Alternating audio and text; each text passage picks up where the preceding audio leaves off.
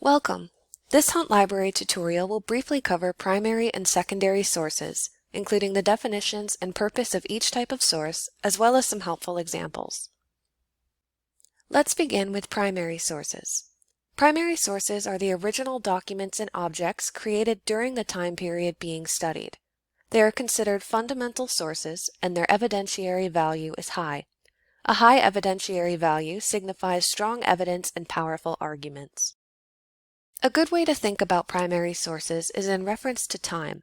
They are original works of first-person accounts created within or during the time period being represented. Martin Luther King Jr.'s I Have a Dream speech, original tweets, and the Magna Carta are all considered primary sources. Some more examples of primary sources include captured or transcribed speeches, interviews, and conversations, images and videos, government documents, laws, treaties, and court decisions, maps, first-person accounts in newspapers and polls, and lastly, autobiographies, journals, diaries, letters, and even social media posts. Primary sources are extremely useful for your research.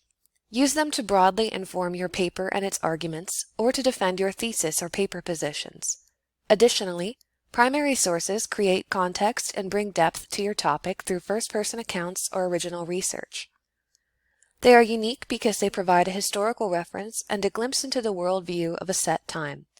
Finally, because primary sources are historical in nature, they encourage your audience to think critically and seek out additional research. Moving on, let's define secondary sources. Secondary sources interpret, analyze, or summarize primary sources. They complement primary sources, fill out the body or cumulative sum of your research, and provide valuable insight across disciplines. Think about secondary sources as an analysis that takes place after the event or time period being studied. Popular magazines like National Geographic, documentaries such as An Inconvenient Truth, and scholarly books like Aircraft Design: A Conceptual Approach are all considered secondary sources. Further examples of secondary sources include scholarly and peer-reviewed journals, some magazine and newspaper articles, reports, encyclopedias, documentaries, and even dictionaries. Secondary sources support primary sources and fulfill a supplementary role in scholarship. They provide analyses and overviews from scholars in the field. Additionally, they help trace an analysis or concept across time, providing valuable insights into scholarship and trends in scholarly analysis. Finally, compared to primary sources, secondary sources are widely available.